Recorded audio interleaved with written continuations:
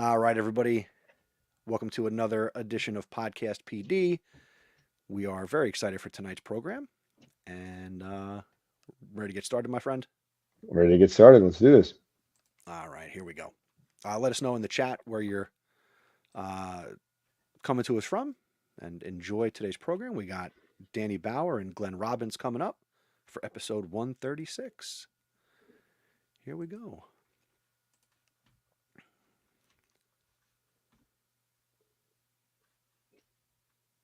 Coming up on episode 136 of Podcast PD, we ask you, have you ever wondered how some leaders make it look so easy? Well, Stoic philosophy has been used for centuries by leaders and influential figures, and this wisdom is available to you. In this episode, we are speaking with Daniel Bauer and Glenn Robbins, authors of Calm in the Chaos, Ancient Stoic Wisdom for Successful School Leadership. Let's start the show. This is Podcast PD, the show that provides you with anytime, anywhere professional development. Our conversations and guests will provide you with the learning you might get in a faculty meeting or on a PD day.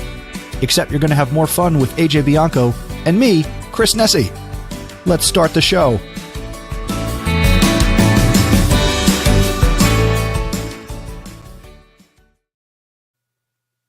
Happy New Year, Podcast PD people. Welcome back. It's 2024. I'm Chris Nessie, and I'm joined, as always, by the podcast paisano, AJ Bianco. What's up, buddy? Happy New Year. Happy New Year, Christopher. Hello, everyone. I wasn't going to do it. I want to do it, but it's too late now. We can't say Happy New Year. You threw me off with that one. Yes, it's like can. February. It's February. No, it's Shut like up. February. Say it. No, Say I can't it. do it. It Say doesn't it. fit. I can't do it. Well, for people who listen to House of Ed Tech, I did a tribute to you doing Thank the you. thing. So Appreciate it. if you listen to episode 240 of House of Ed Tech, I said the thing. Yeah, I can't do it now. And now I'm disappointed in you, just so you know. You're allowed to be. I I'm am. disappointed in myself every day. You know, you know what I'm not disappointed in? Our guest for tonight. Our guest for tonight. This is very, very exciting. A great way to start off 2024. I agree. Yeah. Why don't you introduce him and I'm going to click the buttons. You want me to introduce him? Yes. Let's go. 2024, new Podcast PD. You're going to do some New stuff. PPD 2024. All right, so we have Glenn Robbins and Danny Bauer. Glenn Robbins is the superintendent of Brigantine Public School District. He is passionate about innovation and helps create future-focused school districts. Well, our guy, and we had Danny on about a year ago, 2 years ago, or was that much longer than that? He's been on a couple times. He's been on a couple of times. times. He goes back to the Blab days and He's early showings. Yes. Yeah, but Daniel Bauer is a principal development and retention expert, best-selling author, and host of Better Leaders, Better Schools podcast. His mission is to help ruckus makers do school different. Gentlemen, welcome to Podcast PD 2024. It's great to be here, Chris, AJ. Back in the day, was that in Chicago? Yeah, you used to come to us from a basement. They were rafters. It looked very sketchy. Yeah, I was about to. He's just in a different corner now. It's a different corner. I was this close to wishing you a Happy New Year too, but I'm not going to do it. You know, Larry David said this is like we're way beyond the statute of limitations. Like that's it. You get like 3 days, and it's too. AJ, way to stay strong. Thank you. I had to. I couldn't do it. Well, happy Valentine's Day to you, beautiful gentlemen. And Glenn, I believe this is your first time with us on Podcast PD. Yeah, I think it is. That or it's been so long I can't remember that. Which is even bad if we can't remember, but let's go with this is your first time. All right, gentlemen, thank you so much for joining us on this episode because we wanted to have you on because you two have collaborated. And I think I mentioned this when both of you announced it on Facebook is where I first saw it. You've got a new book coming out, and it is called Calm in the Chaos. And what attracted me to this one was I know both of you separately, and it was like the team up I never thought you'd see, but it's the team up we needed in education to have Danny Bauer and Glenn Robbins do something together. So I was blown away by like, oh, wow, they're doing something. I didn't even know that they knew each other. So how did this, before we get into the book, how did this relationship come about? I'll let Glenn take it over. He has a good story about this in the book. Yeah. Yeah. So interestingly enough, Danny and I have known each other for I don't know how many years now, and always admired his work from afar, even when he was living, especially afar across the pond, as they call it, and always admired his work. And when I held a conference back in, I want to say 2016, 2017, brought in all these amazing leaders to present, and Danny was one of them. And at that conference, I gave out to every presenter Stillness is the Key by Ryan Holiday. I've been a fan of Ryan Holiday for years, and I knew Danny was too. And at the conference, him and I talked a couple times, and I had this idea in my head that I wanted to write some kind of a book about Stoicism and leadership.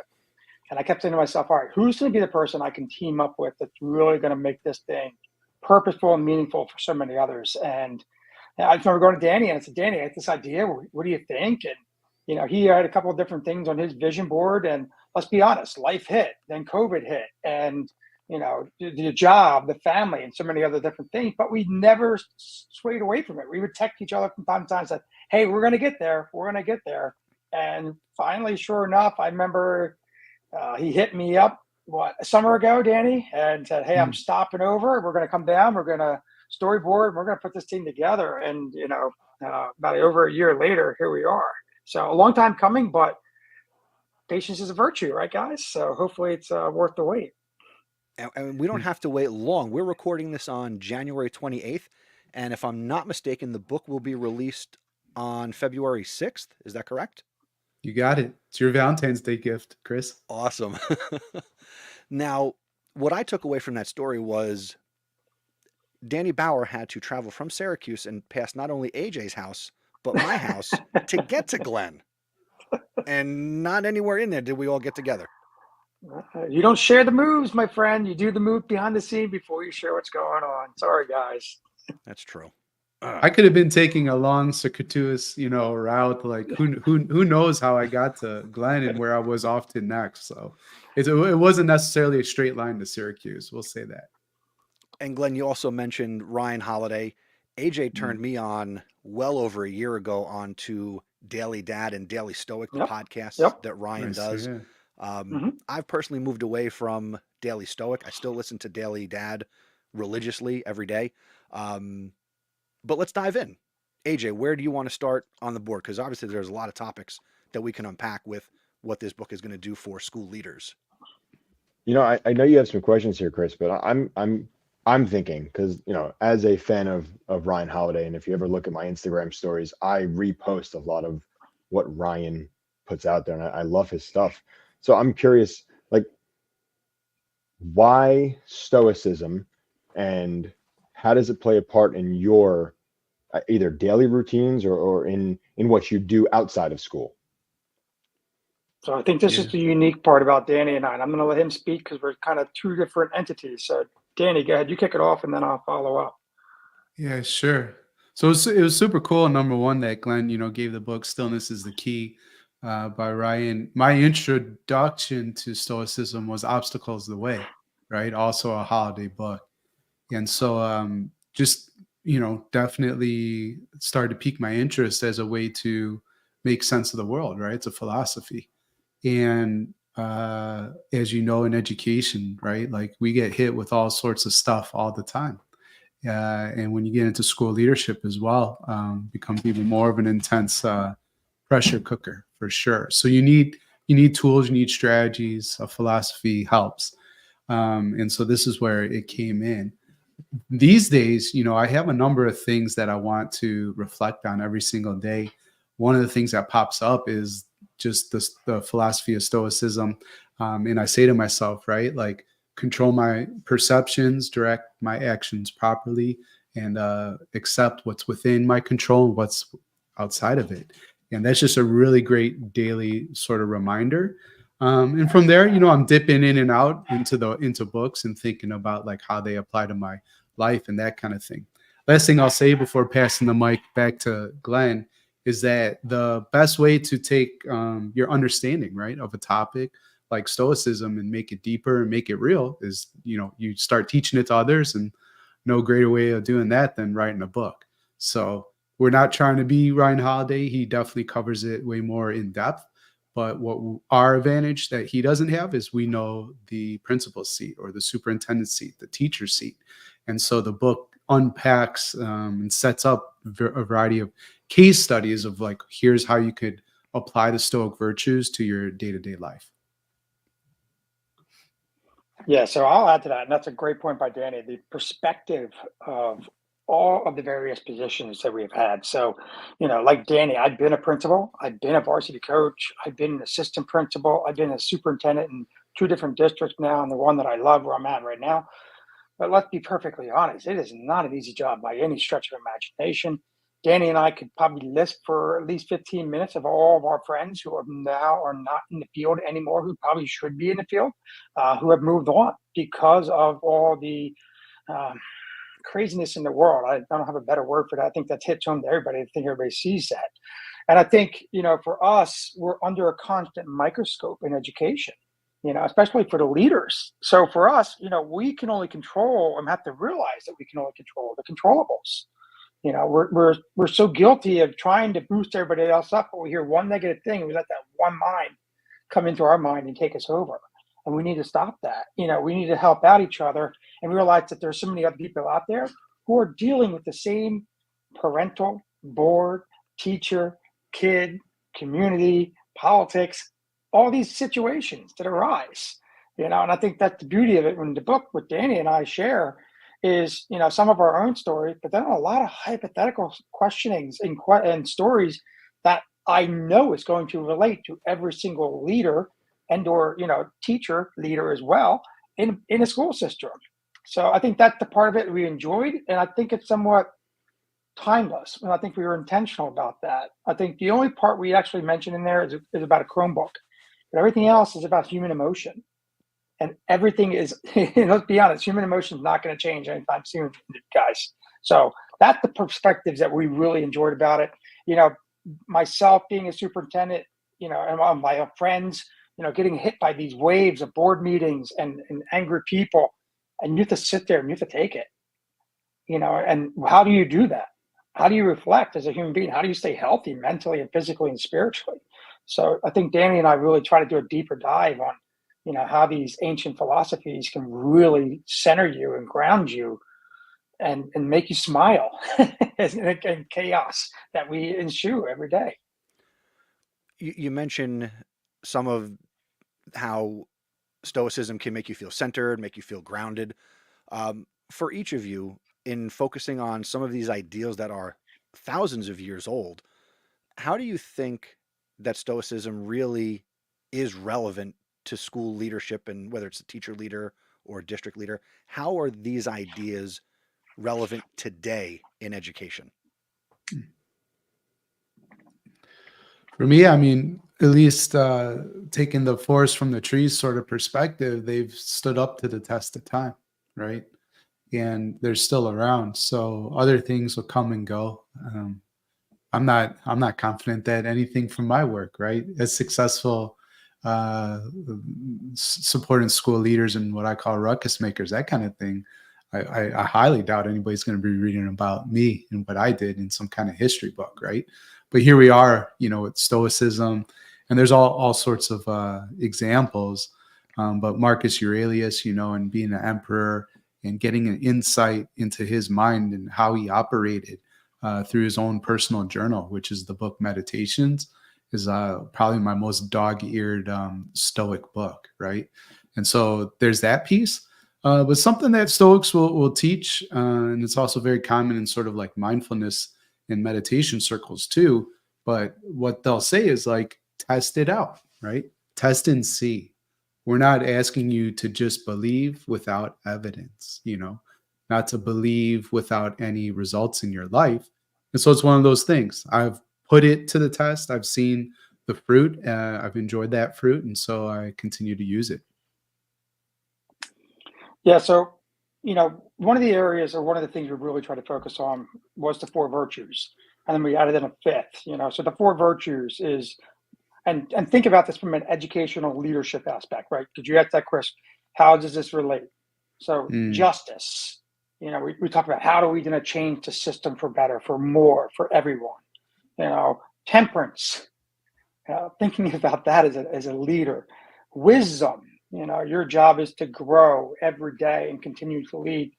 And then lastly, the hardest one for a lot of people, and Danny does this really well with the people he works with, is the courage. His ruckus makers. How do you push these people forward instead of play it safe? And to make a true difference for those children. And, Danny mentioned Marcus, and I can mention Epictetus, and I love the fact that, he tells a story about how he was a slave and how his owner broke his leg, and he says, all right, now you broke my leg, now look what you did. And James Stockdale used that in Vietnam with his, Vietnam vets that he was working with while they were in a Hanoi Hilton, and it helped save them and keep them grounded. And I'm not saying we're in that situation, but it looks like, there's craziness around you. And how do you stay within those 4 virtues? And then the 5th one we talk about, the equanimity. I think Danny could talk a little more about that into it. But I often think about, like Danny said, in the leadership, Marcus Aurelius was the emperor of a country.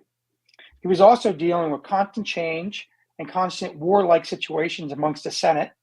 So just think about your community right there. He's dealing with a pandemic that was going on, the plague, right? And then he's got his own friends backstabbing him, almost like Machiavellian style. And he chooses to not go after them instead. So there's a lot of different areas that I just mentioned right there that I think any school leader can relate to in one way or another. So I hope that answers what you were looking for, Chris, or maybe dive in deeper. It does. Quick shout out to Cheryl Dickerson, who's watching us live on Facebook. And she says that, yes, courage is big and is much needed more now than ever. And she says that her mantra is lead without inhibitions.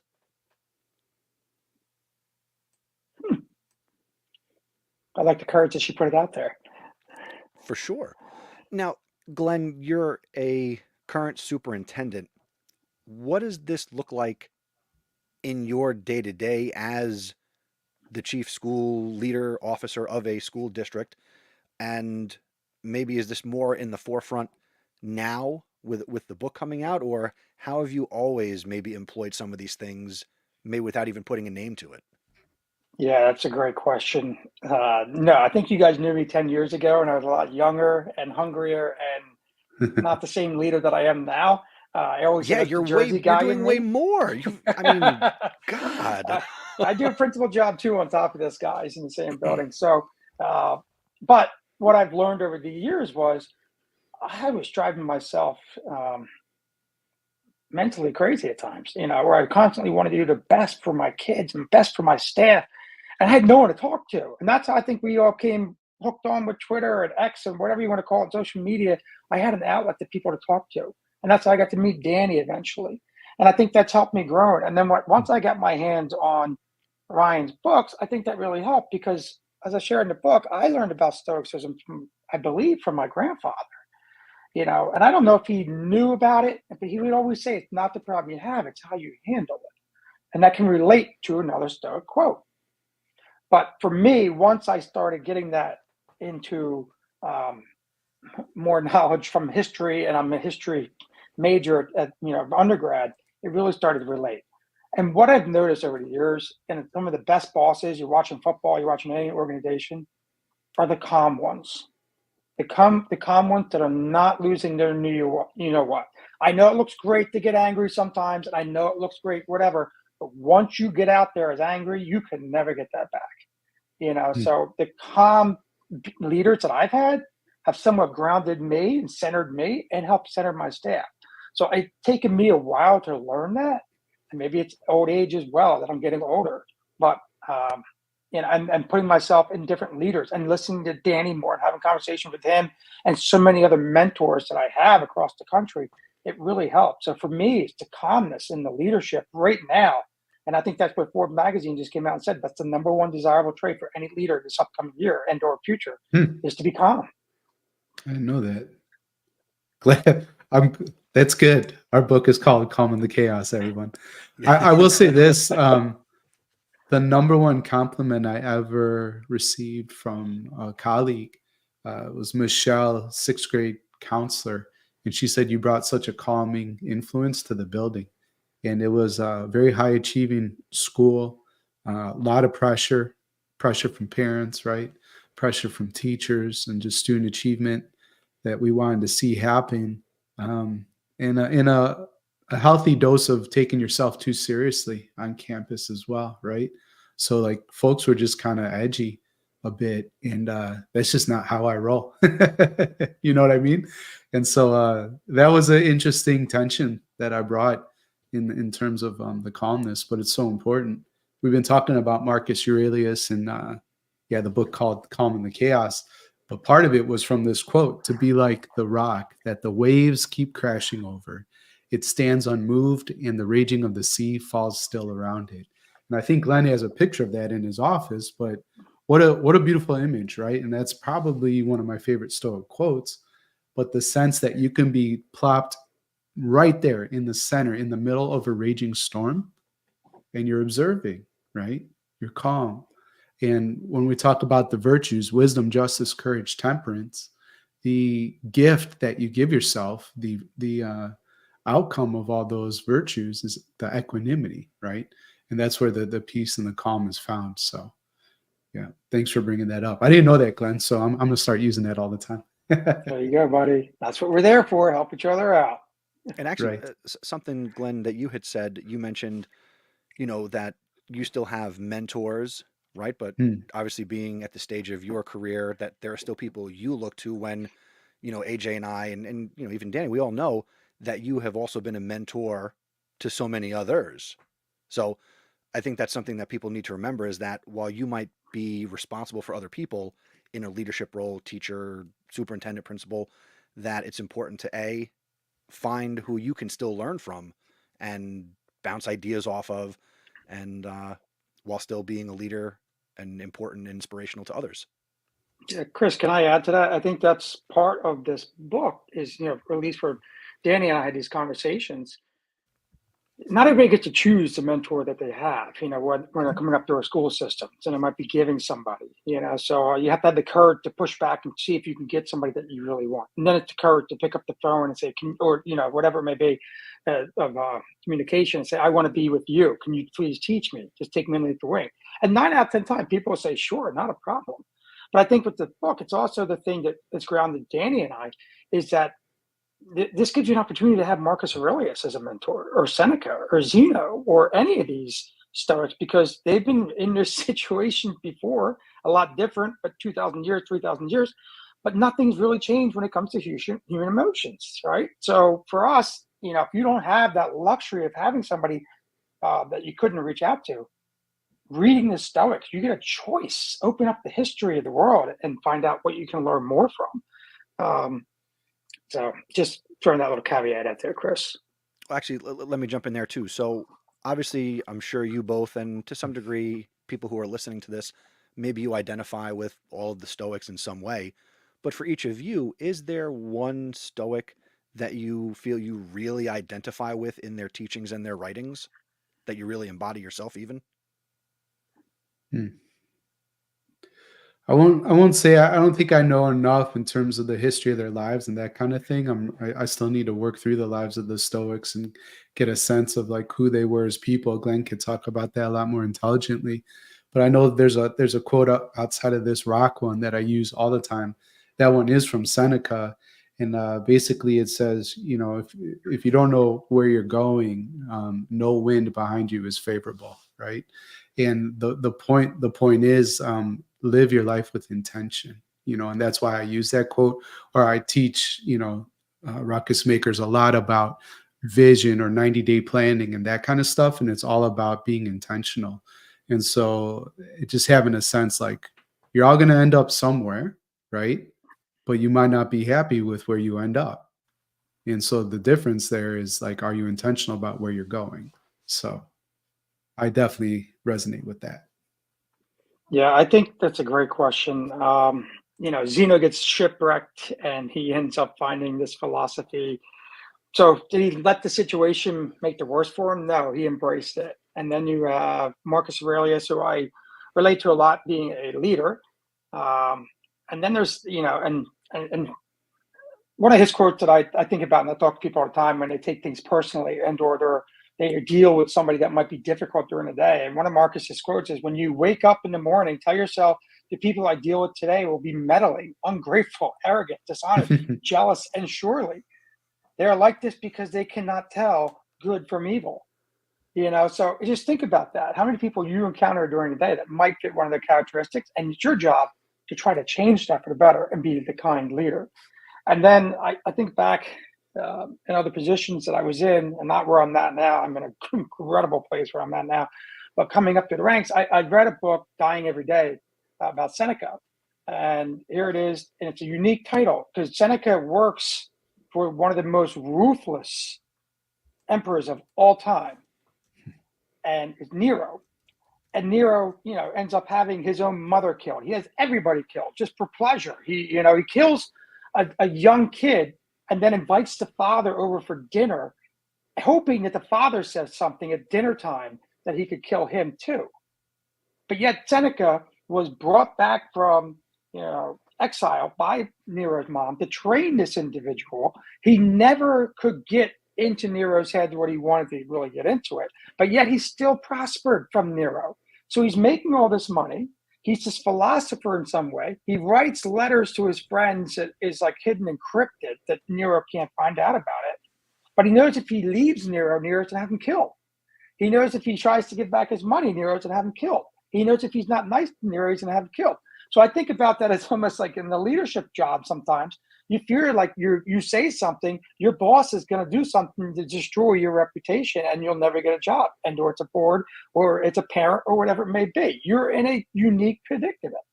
So, and then eventually Seneca does try to get back his money and does try to quit. And then Nero tells him he has to, commit suicide. And then there's Epictetus. And Epictetus, like I said, was a slave, overcame everything, even with the limp leg, and goes on to be one of the greatest teachers of all time.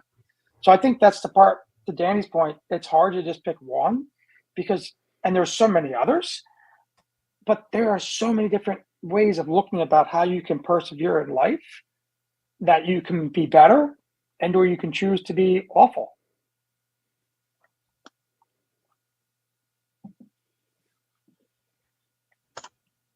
A lot of this, I'm just sitting back listening because as a current school leader, as an assistant principal, the whole focus of calmness, I'm just thinking about my Friday where I turn around in every single direction and there was something going on. And I'm telling myself, take a breath, but there was no breath to take. So when you sit back and think of all these different ideas that are shared by the Stoics and the things that are going on around them during their time, we've got it so simple, right? We have everything around us that we could do. And these guys were, when Ryan Holiday talks a lot about a lot of the Stoics and how they never knew what the next morning would bring, whether they would be alive, whether their kid would be alive. And, these are all the things he brings up in the Daily Dad podcast and all that. It's that idea of calmness and constant stress. So give it to me, right? I haven't read the book yet, obviously, and I obviously will. But when I'm in my moments where every direction is an issue, how do I find that calmness? How do I find that stillness? Danny, you're on me, doesn't matter. Help. Go ahead. Help me. Well, I think it would be helpful, if we both chime in. But, AJ, I'll just bring you back to the beginning of our conversation where I said, each day I recite sort of the broad strokes of what the philosophy is, so controlling perceptions. And you talked about everything coming in. Well, everything coming in isn't necessarily important. So are you able to figure that piece out, direct your actions properly? And so just understanding what is the next step, and I find when I am coaching leaders, part of the superpower is helping make the complex simple. But I think a lot of coaches can do that. So I don't necessarily think that's unique to me. Creative solutions, that kind of thing. But sometimes just reminding folks, what is the next tiny step, right? And so when it's all hitting you and you feel like you're, berated by all the demands that you need to respond to, well, what's the tiny step? And don't take in the million, but focus on the one and get a little momentum there. And then that last piece that I shared earlier too, what's in your control, what's outside your control. So if I just take a, in my mind, a picture of you, AJ, and there's all these arrows coming at you of demands and all this stuff that you need to supposedly get done. How many of those things, if you just made a simple T-chart within your control, out of your control, I bet all those arrows, would all of a sudden sort of fall away. And then, of course, I would encourage you to focus on what you can control, because the rest of the stuff, I think that's what we find, when we're grasping, when we're worried about all the stuff that we can never even change, that's where suffering comes in. So the calm piece, the equanimity, the peace is really just confronting reality with candor. It's sobering. It's like, this is what it is. And this other stuff, although important, I really can't do anything about that. And here's a big one. So for everybody watching, ruckus makers, educators, it's the inputs, not the outputs. Even though we're measured by success in school, by those outcome end results, right? Those summative assessments. But Epictetus said, in good fortune or adversity, it is the goodwill with which you perform deeds that matters, not the outcome. Because how you approach something is what you control, and what happens as a result of it, right? You can't control that. So AJ, I think every teacher and or administrator listening to you is experiencing the same thing. Yours was at the end of the day. Theirs might have been at the beginning of the day. It could be all day long. I've had those days where I just woke up and go, oh boy, it's going to be a day. And I would text my wife and be like, is it spring break yet? Like, I just can't get there. So, I think Danny's points are spot on. And I think you have to have, one of the quotes I like is, he who laughs at himself never runs out of things to laugh at. Every once in a while, you got to stop. Like when I get in a stressful situation, my assistant and my team know I'll start saying Seinfeld, serenity now, serenity now. They know that's code for, all right, there's something going on, but he's being funny because, it's going to be insanity later. But it's also, for a minute, we laugh and it takes that anger away from us, and like I said, it's not what happened to you, it's how you react to it. So, you got to keep remembering, you're dealing with young kids who are still learning each and every day. When they make a bad decision, they're making a bad decision. Your goal is to teach them not to do that again. And I know, there's some kids who are in your office more than others, probably. And you know what? What's the background? Why are they there? And how do you explore that? And how do you stay grounded and understanding of that? And same thing for working with the teachers. They have so many different things going on, and they're doing such amazing work right now in this world. But the stress is ungodly. So once again, how do you stay calm? They're coming to you, and if you're calm for a couple minutes and let them just talk and vent, let them do it. Let them have that conversation. Parents too, whatever it may be. But just don't take it, like just smile and know that, like Danny said, you can control that controllable. Because if you don't, any person that becomes capable of angering you has now just become your master. And think about that. You're dad. You need to go home. You need to think about your children. You need to think about your wife. You don't want to keep that anger inside of you and keep doing that. So, laugh at yourself every once in a while. Have some kind of a key phrase that people know that, you're having a moment where we need to work together. And to Danny's point, your inputs versus your outputs. You're always going to have people who will criticize. But would you take advice from those people who criticize you? That's very well said, and I appreciate it. I mean, everything there is so spot on. Like, you got to take those moments. You got to look at the big picture, and I think that's really, really important for everybody in education right now. Yeah. I think a lot of what you guys have talked about so far really applies these principles to the stress that we experience in education. Can you guys talk a little bit about how these principles can apply and impact our decision making, whether you're a school leader or the classroom teacher, and the decisions we face on a day-to-day basis?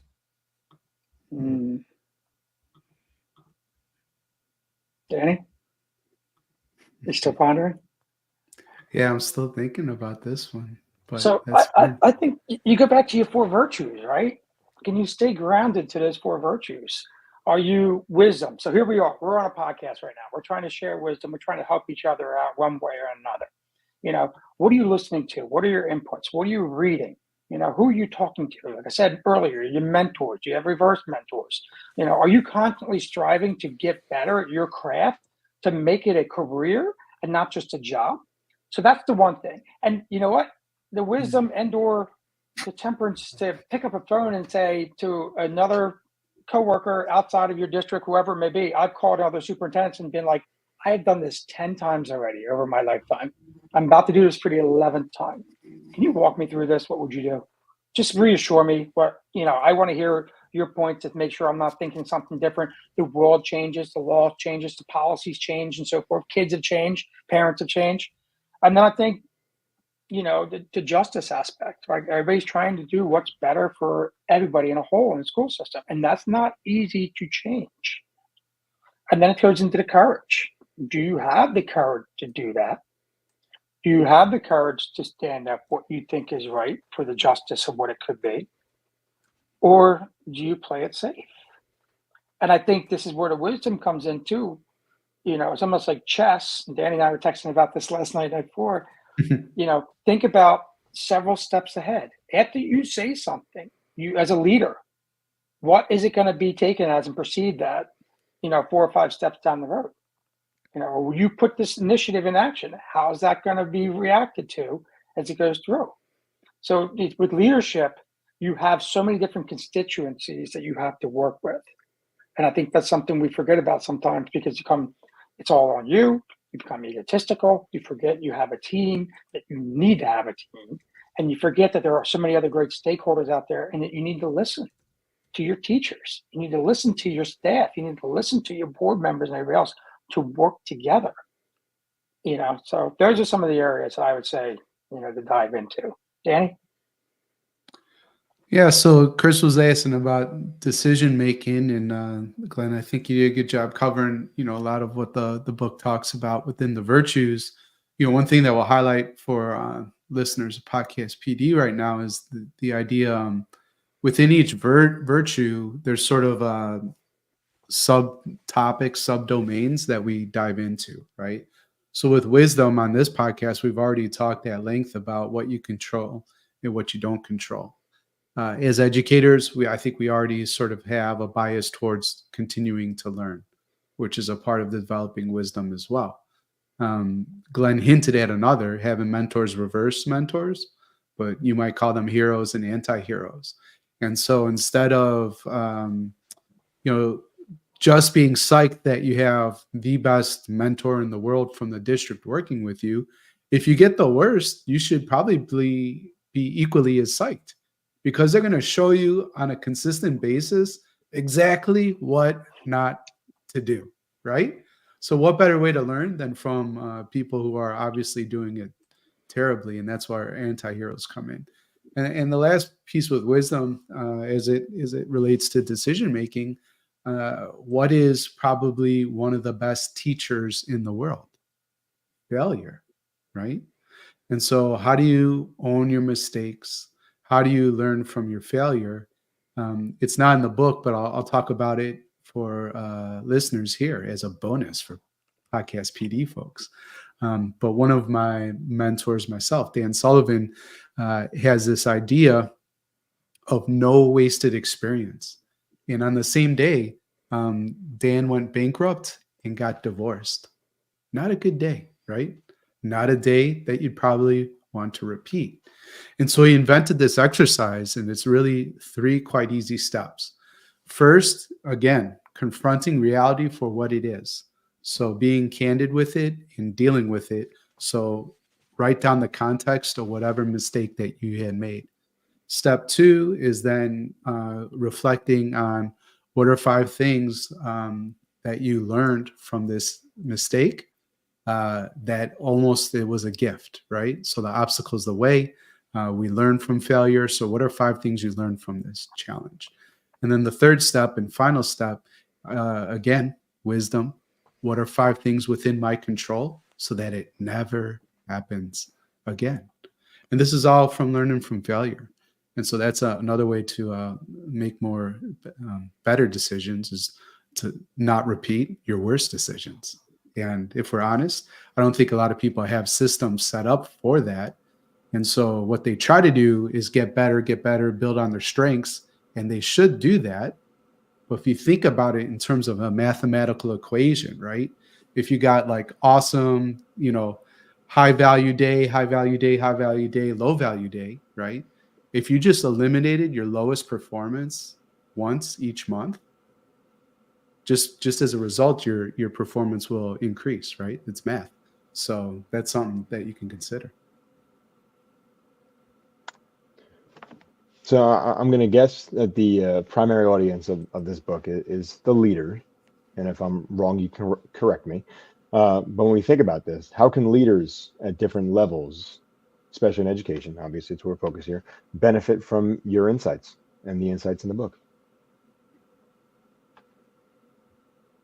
So, like I think we mentioned earlier, there is no job that we haven't done, in the field of education when it comes to being in a K-12 organization. And I think that's what speaks to a lot of us. And I think, the last couple of years has been, the leadership market has been hotter than the housing market. We have a lot of new leaders who are on the job now who may or may not have had incredible mentors or learning experiences that have made them better. And to Danny's point, maybe they weren't watching the worst leader they ever had and using that as their advantage and learn what not to do. So for us, it's an opportunity that we dive into, like Danny said, these practical ideas and questions on how you can dive deeper. When you do deal with all these various different points that you're going to hit. And I think that's the beauty of this, is that it's going to be somewhat timeless information, because you're going to have the parent who is going to be constantly angry. You're going to have, different teacher situations. You're going to have different board situations. You're going to have different outside situations, and they're going to be constantly there. Like Tammy said, there's waves, whether they're big or small, and how you handle them reacts to how you can become better. And I think that's the beauty of this too, is when we were writing this, we talked to a lot of different friends and did some research here and there about what they were experiencing and what they weren't experiencing. And we were witnessing the world all around us, right? So we tried to incorporate that it could relate to somebody some way, in regardless of their position and or if they're, even a teacher leader, because there's the various items in there that you're not going to experience. And I think that's the beauty of it. AJ, I was an assistant principal for 5+ years. After a year, I felt like I known everything. And then I went on to be a principal, for 4+ years. And then I go on, I'm a year 8 now as a superintendent. But I'm also doing principal job, 2 at one time, and then I think back to teaching, and where I was, I'm thankful for the opportunities where I had the teaching at, because it was a very diverse school, a very big school that taught me a lot of different things. So, and then it goes to Danny's point and the stories he can share about what he's gone through. So I think that's what you'll really enjoy about it. It's going to speak to you one way or another, not just from the Stoicism of the quotes. It's actually going to speak to you as a leader in some way, somehow, and as a human being. Danny, you want to add to that? I kind of rambled there for a little bit. No, I mean, it's clear that we put our hearts and are candid about some of our experiences that the reader will relate to. You had the mentors also, AJ, obviously, of the Stoics themselves. But I think the biggest mentor to not discount is you and your team, right? And I do think that this book is specifically suited well to be a leadership or staff book study, because of those case studies that we share within the book, and just breaking it down with a few reflection questions and having honest conversations like, what would you do? So one example, I won't read you the whole thing, but the idea of, imagine at your school, let's say high school, right? And sports are going to be a big deal, and your team has won the championships time and time and time again. We'd all agree, right, that the coach would probably be beloved in the community, right? And somebody that, was admired and celebrated and a staple, a pillar. Well, guess what? You find out that he's doing some shady deals with colleges and with Nike and, other vendors and that kind of thing. And it's totally incongruent with your moral compass And by the way, it violates a whole bunch of board policy as well. You got to fire him. What do? The community loves him. The championships have been flying in. And so how are you going to handle that situation? I think that'd be a really rich discussion to have, with the team. And these are things that Glenn and I have actually had to do just by being a school leader and seeing reality.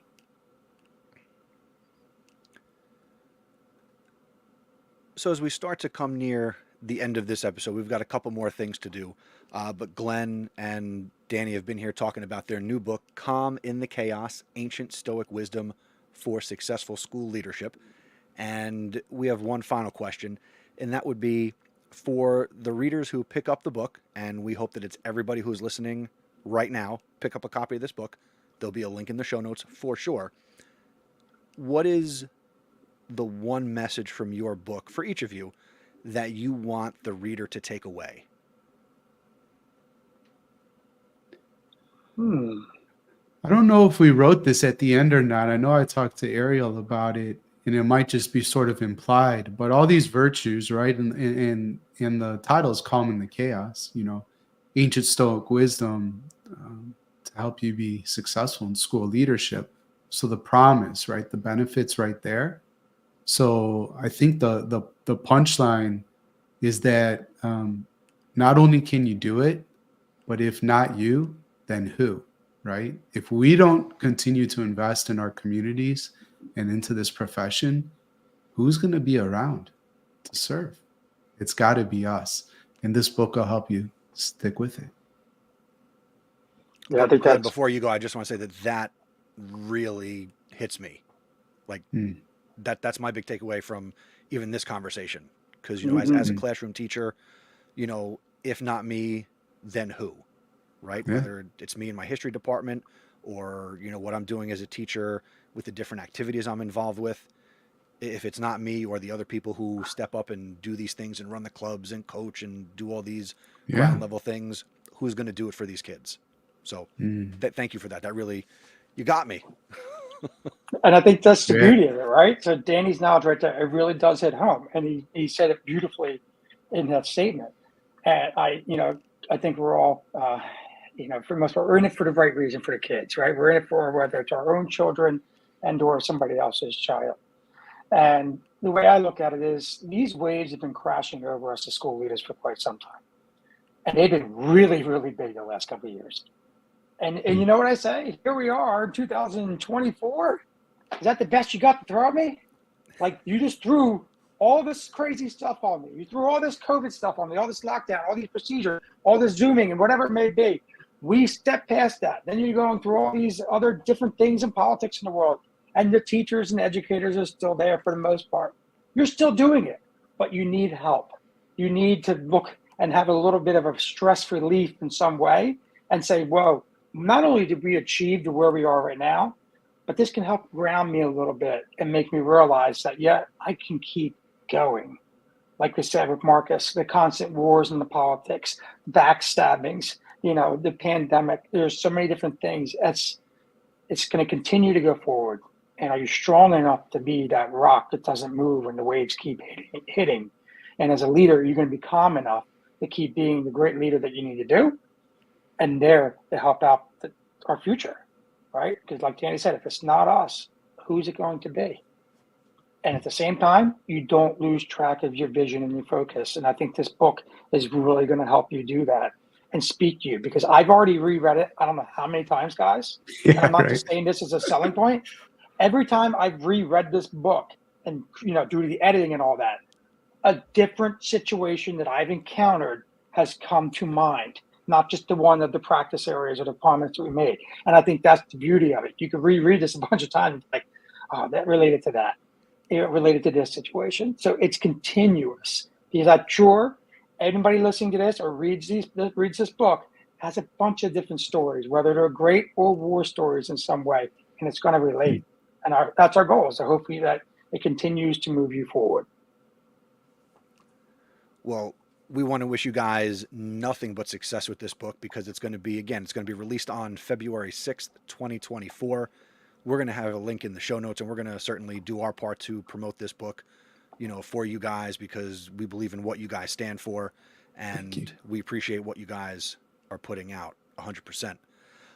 We're going to give you two a couple minutes to think about it, because one of the last things we do in each episode is we share what we've been listening to, because that's what Podcast PD is all about. What podcasts are you learning from? But first, if you get value from our conversations here on Podcast PD, and Lord knows AJ and I got value tonight, do you want to support our efforts in creating quality content for you?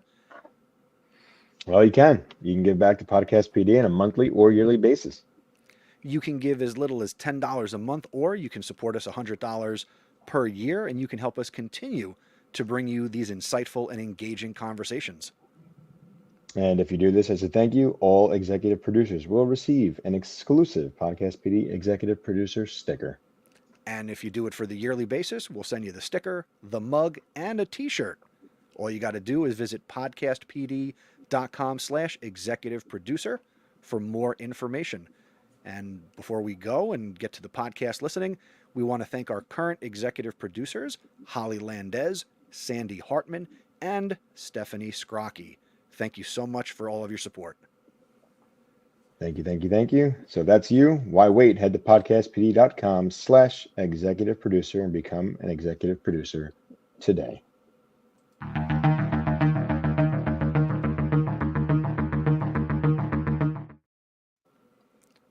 All right.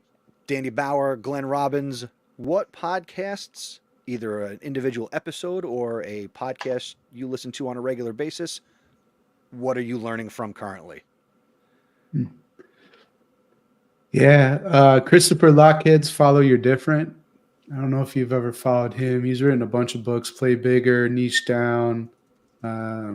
He calls himself a category pirate, and I joined. He's a coach and mentor of mine. I joined what he put together called the Category Design Academy.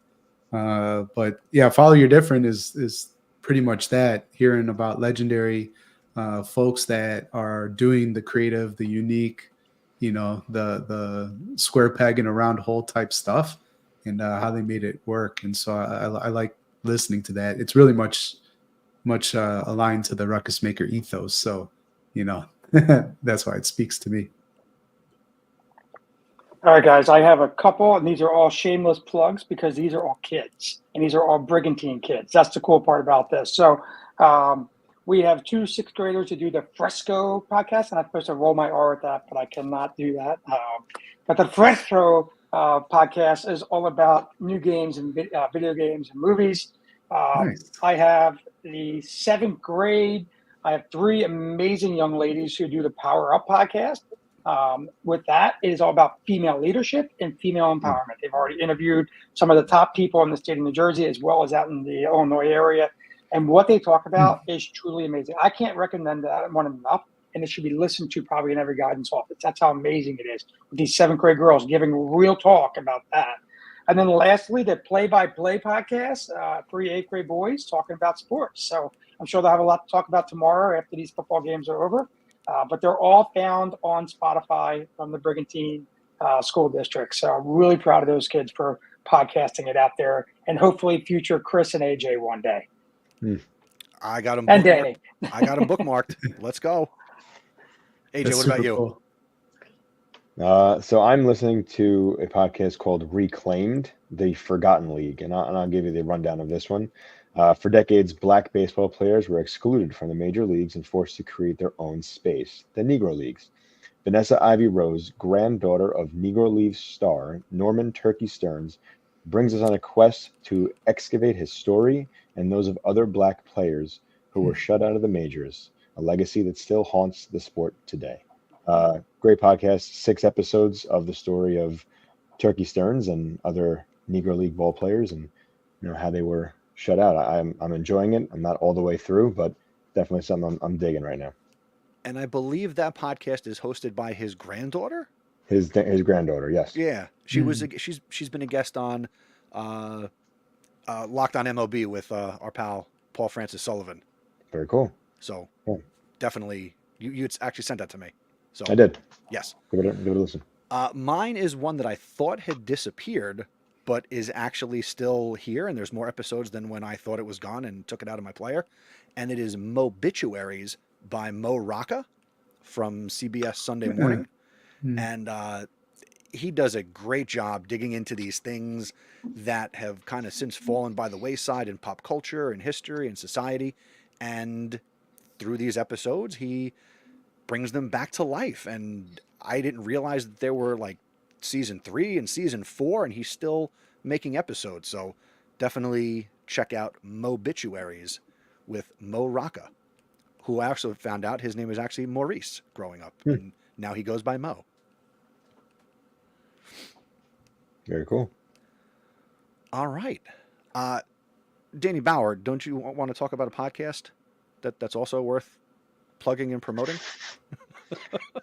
Danny has a podcast? Danny has a podcast. Never heard of it. Danny might have froze, guys. I'm not sure about that. There he is. Back. Did He's you hear? back. There's back. Did you hear that, Danny? What they're asking you?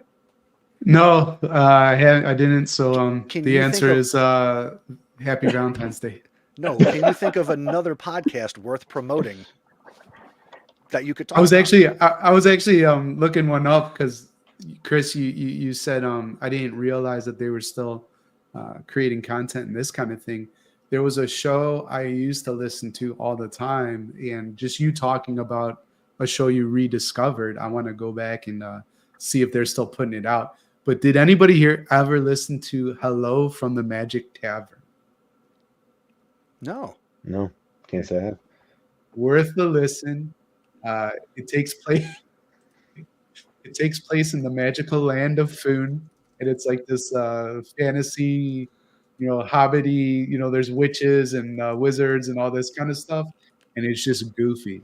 So if you can imagine, just some really good improv guys from Chicago riffing in that fantasy world, it's really hilarious. So check that out. Hello from the Magic Tavern. So, Danny, I think they were trying to get to a Is lead there to any your other podcast podcast. you'd like to recommend? Oh, well, how nice.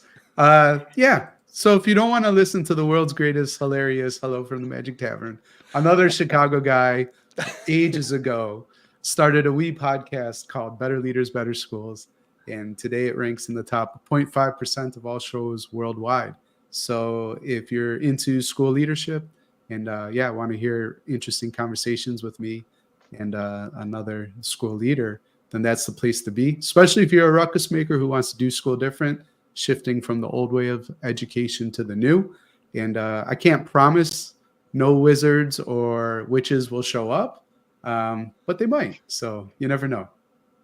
And I'll take a page out of hopefully this isn't classic Danny Bauer, but if I could put a message up on a school marquee this week, leading up to February 6th, it would be go buy Calm in the Chaos, Ancient Stoic Wisdom for Successful School Leadership. So, brilliant. I like that. there you go. I hope you guys had fun with us tonight. Oh, this We was did. a blast. Thank you. Yeah. Thank Thank you, you, Chris. guys. Thank you, AJ. Thank you All guys right. for joining us. That's going to do it for this episode of Podcast PD. We will join you on Sunday, February 25th for episode 137, where we will provide you with some more anytime, anywhere professional development. On behalf of AJ, I'm Chris. Everybody, say goodbye, wave goodbye. Take it easy.